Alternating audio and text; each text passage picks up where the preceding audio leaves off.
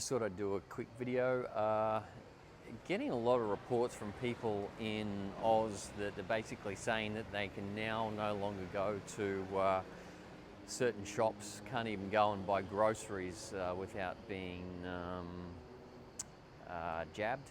And I just think that's sad, but it also raises a lot of concerns for me, is that you now have the haves and the have-nots within that sort of free democratic society. Well, it's not free and it's not democratic, and you have major problems. We saw the same things just prior to World War II, and certain people who were involved in instigating that, particularly in Europe.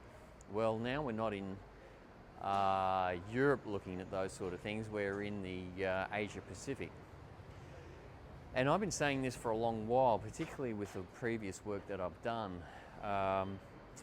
The Asia Pacific is probably going to be the hotbed of major conflict in the near future. Not that I want to put the fear of God into you, but it's something that you need to be mindful of when you think about what region you're in and where you're looking at relocating. If you can't go and buy fruit and vegetables, you can't go freely basically around the place. You're in constant lockdown and have curfews, and you're basically waiting for the next sort of lockdown to hit. Then what sort of way is that to live? I mean, I certainly don't like to, I never liked living like that, and I certainly didn't appreciate that when I was living in Australia. So I was pretty keen to get out. What does concern me though is where the Asia Pacific is going, and I think that's symptomatic of all the sort of things that we saw prior to World War II. What I have heard are reports that people can't go into department stores now. I did see a report, and I don't know if it's true, that one of the biggest department stores in Australia, David Jones, will no longer serve unvaccinated people. Well, that's no way to live, and it's certainly not respectful of citizens and their human rights, freedom to choose. So there's a lot of concerns that I have there, and I'm flagging a lot of concerns here. If you haven't thought about relocating to this point, I strongly urge you start considering it, because this doesn't get better. This gets worse and worse over time. And I think it's going to be like a snowballing effect, where it starts off small and then all of a sudden you have more and more draconian measures. Your rights and freedoms and liberties are restricted more and more as time goes by. And what happens when you need to set up a new bank account and you can't go to the bank? What happens when you need to go and get some dental work done and you can't go to the dentist? Or what happens when you need to go to the doctor and the doctor says, "Oh, I'm sorry, but I can't treat you." So you've got major problems. Go to where you're going to be looked after. There's lots of benefits to being overseas too. I mean, one of the key things is actually having a reduced tax rate. That's only one benefit of many. But really, I think you should see yourself as a global citizen, and global citizens should see themselves as having rights. We are in an era that is reminiscent of pre-World War II. The Asia Pacific, I think this time, is going to be the area of conflict, not Europe. So I strongly suggest you start to research some of this stuff and start to think about your situation. Now, I don't want people to be anxious or fearful, because usually what happens when people are anxious and fearful, they make mistakes. And as I put in a previous video, the best thing you can do is make calm, rational decisions, map out exactly what you're doing with a spreadsheet. What's the best place that you can go to in the world, right, for you? It may not be Europe for you. It might be Mexico. It might be South America, Ecuador. It may be, I don't know, the Canary Islands. Not that I'd probably go there at the moment, but unless you want to be consumed by a volcano. But you understand what I'm saying. You have to make the decision about where it is that you want to go and how you're going to get there, when you're going to go there. Now, as I've been saying to my own family, you need to start thinking through these issues immediately and start planning immediately. Getting an exemption to leave doesn't mean that your exemption to leave is going to be the same as mine.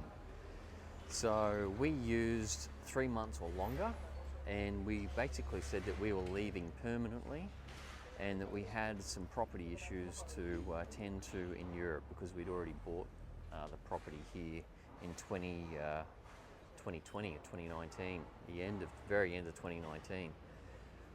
So we had an excuse or a reason to leave. Now, if you don't have that, there are other options. And getting in contact with a lawyer, securing a lease, and proving that you've got the finances to look after yourself, and possibly even a job contract or online income to support yourself. As long as you've got that, I think you should be okay. But there are companies out there at the moment that are doing, they're preparing the paperwork and the applications for people to get exemptions to leave. So there are a couple of options out there. Even relocating to Europe. I mean, look, we chose Greece because we applied for the Golden Visa. We bought a property for 250,000 euros, and we paid another, I think it was about 10,000 euros or so for the visa application, and we got all that sorted out. So you could do that too if you've got the resources behind you. Property in Greece, as I said, is something that you could consider. There are other options within other jurisdictions. If you're a digital nomad or you've got money coming in online, you may be able to apply for a digital nomad visa in Greece or Croatia. And there's another one, I just can't remember what it is at the moment. But anyway, I'll do that in another video once I remember what it is. But just don't panic. Be very calm and very logical about what it is that you're planning on doing. Don't make mistakes, because mistakes will cost you in the long run.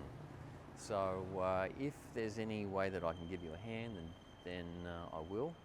But go to Overseas Exiles on Facebook group and basically sign up there, and overseas-exiles.com and sign up.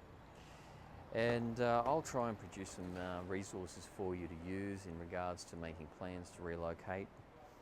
There's lots of options at the moment, and I strongly advise you, if you haven't already thought about it, maybe start thinking about relocating at the moment, because what's happening there in Australia is not good. I mean, I have heard of police going into people's social media pages, downloading their photos with them not wearing face masks, and then going in and arresting them 7 or 8 months after the fact, and or having parties, and you're not allowed to have a party, not in lockdown. You've got to socially distance, and so they've gone in and arrested them. It's just what's happening is, I'm not sure why people can't see what's happening so clearly. It's exactly what happened prior to World War II in Europe. So, you know, what are you waiting for? Not even being able to go to the supermarket and buy fruit and vegetables. So it's very saddening and concerning for me, because Australia is a wonderful country, absolutely beautiful, but it's been let down by its leaders, and I suspect that there is a bigger thing happening here than what people are aware of at the moment. So please stay safe. Start thinking about how to relocate, where you want to relocate. Be strategic about it, be intentional, but don't wait. get onto it immediately. So you need to be starting to think through some of those issues straight away. All right, guys, I hope you're well. Don't panic, don't make bad decisions, but start to strategically, logically, calmly start to think through some of the issues. I did hear of one guy the other day buying a yacht to basically flee. Not saying that you should do that. If I was still there, I'd probably be on the yacht by now. So there's lots of options out there. Don't be fearful. And you know, I even heard of one guy talking about chartering a jet. I think it's about I think it's $10,000 per 1,000 K. And I suppose if you chartered a jet and everyone put in maybe $10,000 each or something, you'd be able to get to Europe. Don't know. So look, hope this finds you well. There's lots of solutions out there. Go to Overseas Exiles Facebook group and sign up. And you could even go to overseas-exile.com and subscribe. Don't forget to subscribe to this channel because I'll keep doing videos for you. Any information or ideas I have, I'll let you know. And the other thing you might want to think about is subscribing to... Anyway, hope this finds you well anyway, so take care.